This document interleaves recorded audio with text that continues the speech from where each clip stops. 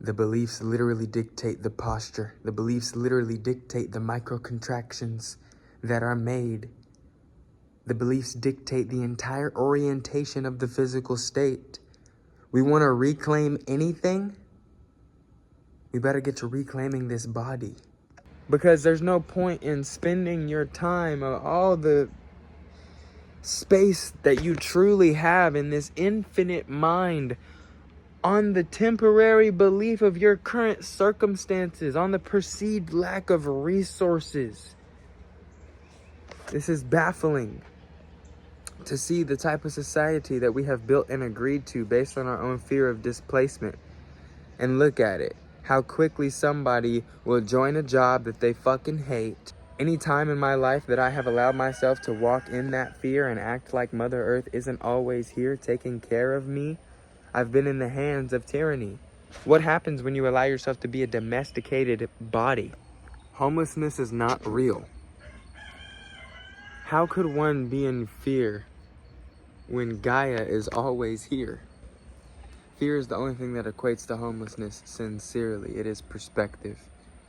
Because Mother Earth is your home. Now I understand the camping bans, the inability for people to even set up places within the woods in any sort of permanence. But the only reason we ever needed to set up homes of permanence was stagnation. Yeah, there's always been villages, there's always been communities, but look at the current society. That is not communal. It is literally completely transactional, where everyone has their own little house with their own little family. And it is considered taboo or weird to trespass on property. Ouch. Even illegal, even jail time. You can get shot in the state that I live in for stepping on somebody's territory. Don't you come near my house. Jesus fucking Christ. Having experienced such displacement, such houselessness, even being in the midst of such experiences now, that there are particular resources and relationships that I've cultivated throughout the years that will give me spaces to at least rest when I have injury. For example, I fell off my bike while trekking through the city of Austin a couple days ago, and it was very, very painful, and my shoulder is still in such pain. If I would have remained in the city, instead of calling the resource that I did have and say, hey, can I lay my head for a few days to let this shoulder recover? I would have been lugging gear, trekking terrain with pounds of weight on my body the entire time. This would have only made the injury worse. Nothing broke. I'm chilling, thank God. But I consider all the people who have sincerely no resources, who are going to be referred to go to the hospital, when they know damn well they don't have the money to cover that, and it's just going to put any of their information in even more debt. Personally, you know, if I was in that situation, I'd say fuck it. Let them run up whatever they think my name is in the system, because this shit is not even real to me. Granted, they can come back and bite you in the ass if they want to on occasion. It really is tyranny out here, but simultaneously that only arises in fear. Because why did you need to stay in one spot for your entire life? If it's going to be such an economy of hidden secrecy and people thinking that they need to hoard and run up resources for their personal gain, why don't we remain on the move? One of the things that allows me to stay around the city of Austin is that I sleep in wildflower fields. I sleep in the woods. Gaia is my home, and I don't have to have a place where I set up permanently. I got a little mosquito net that I take with me for the season that the mosquitoes are bad, but by the time that they're gone, shit, I'm gonna sleep out in the field, put a blue blanket down, just rest. Granted, when I do get the moolah, a camping space will be bought. Probably end up spending around $200 a month for a place to camp that has shower and even Wi-Fi, which is really cool.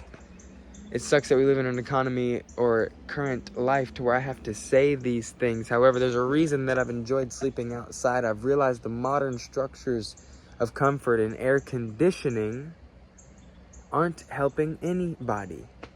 They're literally making it to where we're cold every night, and our body is shutting down the peripheral blood flow to the limbs, leaving it to where it's trying to regulate its core more, which is literally the state that is induced by a winter or fall hibernation in the mammal body. And we induce this state year-round in the need for deep sleep. No wonder we're so asleep spiritually as a species, because we have lost connection with Mother Nature. We hoard up in our little nests like insects, defending as much as we can of our parameter and territory, going out to hunt the resources for food, making sure nothing gets in the way of that, like the little wasp who brings her food back to the nest for her children. Man, hilarious to be in an animal body while understanding the capacity for divinity and trust that really allows life to flow in a way where things don't seem scarce, where you're not homeless on the street begging for and pleading for whatever meat somebody is going to leave behind, for whatever extra food that you can find.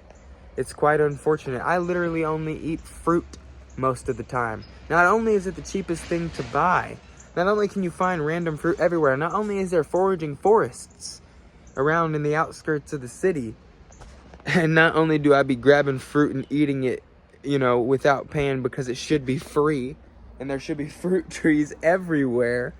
Okay, that's neither here nor there. That's all up to you personally. Regardless, it stays light on the feet. My body and blood isn't sent to the stomach where it has to digest all this meat, all this food. And fruit has meat too, and that's not necessarily what I mean. It's more so understanding the level and vibration that certain food leaves you at. Fruit is pre-digested and it gives you all that you need. And before you go talking, boy, my body is chilling. You know what I'm saying? Like, I ain't worried about nothing. We good. We nutritious. We healthy in this bitch. I got a good homie who fasts 5 days a week. He only eats for 2. And he's more spiritually clean and aware than most of the motherfuckers I see walking by day. Most of the people who are in these sanitized communities claiming that they're spiritual. It's absolutely hilarious. And he ain't worried about where he finna go tonight. He ain't worried about where he was the night before either. Because there's no point in spending your time or all the space that you truly have in this infinite mind on the temporary belief of your current circumstances, on the perceived lack of resources. This is baffling to see the type of society that we have built and agreed to based on our own fear of displacement. And look at it. How quickly somebody will join a job that they fucking hate and continue to run cycles of self-predation and rape and get up at this time, and really the only thing they use time for is when to get to work and when to clock out. And the only reason they need to feed their body so much is because of how heavy it is on the fucking soul to continue to get through these involuntary loops of having to work a job. It truly is a sob story when none of us are able to work for anything that we're passionate about. None of us are able to put our energy towards the things that actually matter because we're too afraid of being displaced when Mother Earth is literally your home. It's absolutely sad. I literally can't work a job. I can't let myself do it. Not in today's society. There's certain things that I do for my resource income, but they stick directly to the things that I know I'm here to do as a soul, as a being, as the universe itself manifested into form. With that capacity of awareness, there are obligatory duties, prophecies to fulfill. But one must allow themselves to truly be filled with that source before they go try to find resources. You can either live in the world of resources or in the world of the source. No in between on that one, brother. You can either see that you are taken care of in the midst of this experience of eternity, or You can let the fear of the circumstances of displacement get you to believe that you need to do certain things with your body in order to be perceived as safe. You can be in the animal threat tracking of the fear of extinction constantly lurking around. The devil walketh the earth like a roaring lion. That's just to understand that there's always the ability of the latent observation to catch you, to hypnotize you into the time clock. Literally, the whole society is hypnotized by the fear of death. It's absolutely insane. So when one remains with themselves and in their body, they can see that there is no such thing as being homeless. There's no such thing as being not taken care of. There's no such thing as fear. Quite literally. Why was It 2017 the most popular horror movie to ever be released? The collective subconscious knows why. Because it becomes what you fear the most. And as long as you're afraid, it will eat you. Any time in my life that I have allowed myself to walk in that fear and act like Mother Earth isn't always here taking care of me, I've been in the hands of tyranny. What happens when you allow yourself to be a domesticated body? Domestication, meaning that your sovereignty and your awareness and your safety is in the hands of something or some other power structure, even parentally. What happens? There's always a low state of threat tracking and mitigation. There is always a state of how can I fuck this up? What can I possibly do to do wrong in this place? Because the minute love became conditional as a child, the body locked up in a belief of scarcity and a belief that this reality isn't free. And yes, there's certain things that the child has a tendency to do that might get it killed. We are all born the fool. It's important to learn the rules, so to speak. But not from a place where you had to be perceivably meek. Now the meek shall inherit the earth, so understand, but that just means the ones who are able to surrender to the divine hand. True meekness is not this making of smallness, where God is some sort of tyrant and not the very source that allows you to play and perceive yourself as free.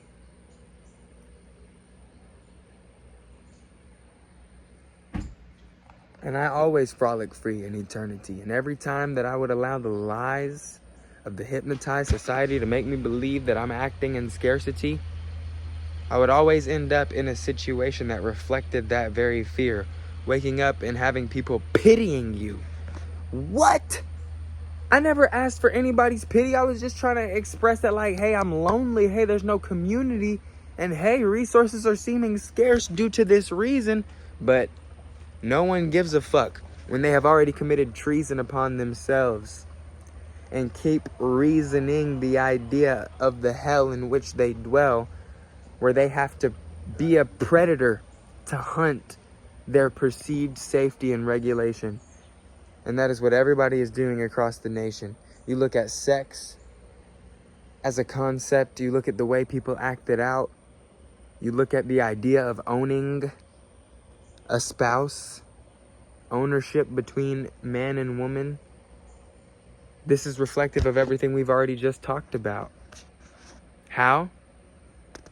It's very clear to see that when you live in a society that builds itself on scarcity, you're going to have to cling onto somebody. You're going to have to utilize these mediums of regulation and use people like a parasitic infestation. Because that's all you know how to do is live parasocially. When your inner core is so unseen, how else are you living but parasocially when you're having to put on this mask in order to last throughout the social schemes, while your internal infant is simply crying for the connection that we have all been taught to sever within ourselves? Stop perpetuating hell. Don't even engage with the mental concepts of an individual, whether it be in self or someone imperceivable else, when it's all you anyways. Don't even engage with these ideas that everything isn't okay, that you're going to be in need of some place to stay, that you're going to be in need of anything. How could I need anything when I know I'm everything? In a world of wedding rings, I don't even need the birds to sing. Clear to see. Preference in society leads to humbling, leads to the need for sedation, inability to sit within sobriety within the body. Every person who maintains their loops of working and their perceptions of time through this job and rent that they pay, every single one of them has to sedate themselves in order to feel okay. They would just call it clocking out or doing whatever they can to just shut their brain off for a moment. And why do we have to do that? Because we understand how fundamentally fucked up this shit really is. How fragmented you have to be to maintain ordinance and orientation within this society, to maintain the structures that we've built. You literally have to kill yourself inside before you walk out of that door every day. This shit is sad. Just a PSA. Someone could call it a rant. But these are words from the soul that allow us to know that our subconscious mode, which believes in scarcity and displacement, no matter if we're the prince or the pauper, the king mammal or the bottom feeder, the person with all the perceived resources or the person with none, we're in the same exact position when we thought there was anything, a threat, a predator that we had to run from, forgetting it was always ourselves. Arise beyond this hell. The beliefs dictate the posture of the body. The beliefs dictate how much you can inhabit your body to begin with. Destroy the belittling beliefs. They run the whole society. You want to reclaim the land? You want us to live communal again? It's in your hands.